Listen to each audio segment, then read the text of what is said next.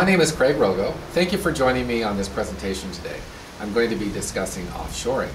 Now, during this presentation, I prepared some slides that you'll be able to follow along with some of the high points of my talking points. So let's get started. Why offshoring matters today. International trade involves the transfer of goods between countries. Modern improvements in communication, technology, and transportation have drastically altered how globalization of commerce actually functions. Today, large and small countries alike are able to add value to the global supply chains like never before by adapting comparative advantages. Countries with large population resources and low capitalization are able to specialize and compete with countries with greater capital, newer technical advancements, and higher productivity.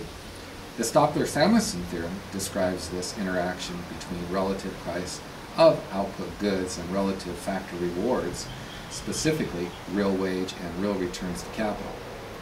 In practice, globalization has weakened the link between specialization and geographic concentration, making it increasingly more reasonable to separate tasks in time and space, enabling greater outsourcing, also coined offshoring. In this presentation, I would like to define 5 objectives. The first one is define the meaning of offshoring and or outsourcing. The second, understanding the historical perspective of trade theorems. Number 3, overview of offshoring in our global economy. Number 4, explain the new form of offshoring. And lastly, number 5, describe the overall impact of offshoring. And I'm going to go through each one of these discussion objective points with you, and we'll be able to make sense out of them. Number 1, define the meaning of offshoring and or outsourcing. Offshoring, also called outsourcing, is an evolving term used to describe the relocation by a company of its business process from one country to another. Historically, this process used to be mainly whole products, which later evolved into components within the supply chain, mainly driven by lower labor costs and less skilled workers. Most recently, however, offshoring has been associated with technical, administrative design, and engineering services, still fueled by low labor costs, but now focus is towards higher skilled workers. Number 2, understand the historical perspective of trade theorems. The first person to really make sense of trade and commerce between countries was a man by the name of David Ricardo in the late 1700s. He was an economist, a businessman, a member of parliament, and others that were around at the same time were Adam Smith and John Mills, but David Ricardo received most of the attention. And he established the basis for trade and labor theories, including free trade, specialization, and comparative advantage. And from his theories, there were a number of other perspectives that came and fed off of his initial theories. And some have termed this period actually the golden age of trade. The first person that we see, or the first theory here, was heckscher-ohlin model. And that came about in the 1930s to the 1950s. It was developed actually by Eli Heckscher and Berton Ohlin at the Stockholm School of Economics. It built on the Ricardo's theory of comparative advantage by predicting patterns of commerce and production based of factor endowments on trading regions. Now, countries will export products that use their abundant and cheap factors and import product scarce factors. Makes sense, doesn't it? Number 2 is the Stolper-Samuelson theorem in the 1940s, and this was developed by Wolfgang Stolper and Paul Samuelson. It was driven from the heckscher-ohlin trade theory and described a relationship between relative price of output and factor rewards. Basically, relative prices of goods will lead to a rise in the return to a factor and vice versa. Number 3, the factor price equalization. This particular theory was also driven by Paul Samuelson in the 1950s, and it simply stated that theories say when a price of output goods are equalized between countries as they move to free trade, then the price of the factors, capital and labor, will also be equalized between countries. And number 4, the Roggow theorem in the 1950s and 60s. A rise in one factor will lead to more than proportional expansion of output in the sector which use the factor. In context of the heckscher-ohlin theory, wages equalization between countries the state of factor price equalization, in other words. Now, we could go into each of those theories in greater detail, but they build on one another, so as we go through this presentation, we will by default do that. I'd like to take one of the theories, though, and go into it a little bit deeper here, and it's the Stolper-Samuelson theorem. And there are two figures here, figure 1 and figure 2. As we learned already, factors are basically components of labor market and capital markets. And while this graph may look a little bit intimidating to some of you that aren't familiar with them, if I break down the components of it, I'm sure it will make more sense. So in figure 1, we have labor markets. And if you identify the W and the L's and the D, W is wage, L is labor, and D is demand, we can see that that obviously represents the labor market. If we take a look at the second figure here, we see that this has to do with capital markets, R meaning rate, K meaning capital, and D meaning demand. Production of each good involves using two inputs in different proportions. So changing the output combination alters the relative demand for the two inputs. This change in relation to input demand causes change in relative input price, therefore the distribution of income. Now, if we also look a little bit deeper into this chart, we see a couple things here. And if you take a look at how these curves and these lines actually depict the values here, we see that as production of labor-intensive goods increase, opening trade generates net increases in demand for labor. Also, net effective demand for capital is negative because production of the capital-intensive goods falls.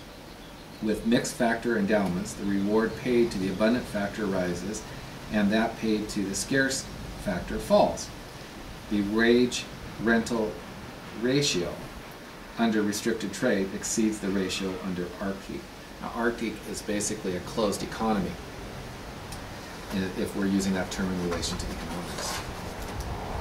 So, overviewing offshoring in our global economy. If we take a look at the above, or look at this diagram here, it depicts two final goods. If we identify sectors X and Y, both final sectors use an intermediate input and either skilled or unskilled labor. Furthermore, the economy as a whole becomes more productive due to an increase in the number of varieties, which is similar to the idea of specialization due to Adam Smith and Ricardo's initial theory. Now, there are a lot of different interpretations of what offshoring actually does to the local economy and the foreign economy, but in my study so far, and as we'll determine through this discussion, efficiency gains of offshoring translate into overall higher growth rate in an economy. Now, the reason for this is twofold, and this diagram bears this out.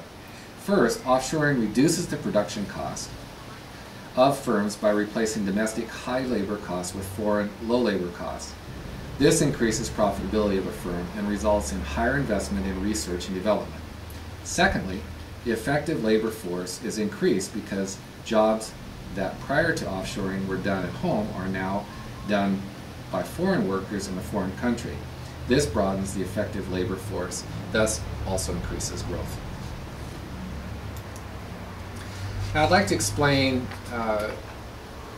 the new form of offshoring, and what we've been discussing is the historical theorems of offshoring. And pretty much what economists do today is use older theories to try to define what's happening today and either adapt those theories or propose new theories. Explaining the new offshoring. If we take a look at this, the golden age, again, as we discussed, for trade theories was in the 1800s. Factor, price equalization, the Stolper-Samuelson were defined a bit earlier. This period experienced significant gains in transportation. That's when they came out with the steam locomotive. That's when they had a lot of large shipping containers in the ocean. They also had the telegraph. That was a big deal back then, and it did produce a lot of trade between countries. However, the second golden age occurred really in the later 1900s through today. Similar to the first in that it had a lot to do with improvements in transportation and also communications. But with the internet and basically the information revolution that we've experienced over the last 20 or 30 years, this has accelerated greatly, and hence the second golden age. Now, as a result, cost for transportation has fallen so much that it's now possible to break apart the process, or the production process, and outsource to virtually any country on the globe. And as this evolving process initially targeted unskilled workers, that is also changing. While wage arbitrage is still primary force in propelling offshoring, today domestic companies are seeking out higher skilled workers in science and engineering. So initially, when it started, companies would look for whole products that could be developed in other countries. Today, the whole production process can be broken up and put anywhere. And even further than that, product production is actually being generated in other countries, and the science and the research is actually being developed in those countries as well. Now, number 5, let's discuss the overall impact of offshoring. There is little debate that offshoring is one of the most controversial outcomes of globalization. Our world is shrinking, right? Most studies show that avoiding protectionism and allowing the markets to evolve naturally in tandem with technology will be beneficial to underdeveloping countries and more technically advanced countries alike. In addition, many are fearful that offshoring will cause hardships to domestic economies by pushing the much-needed jobs offshore to other countries, and others have even argued that it is capitalism exploiting poorer countries. I'd like to give you some important points as we wrap up our presentation here. Two Princeton economists, Gene Grossman and Rossi Hansberg, wrote, "Revolutionary progress in communication and information technologies has enabled historic and ongoing breakup of the production process.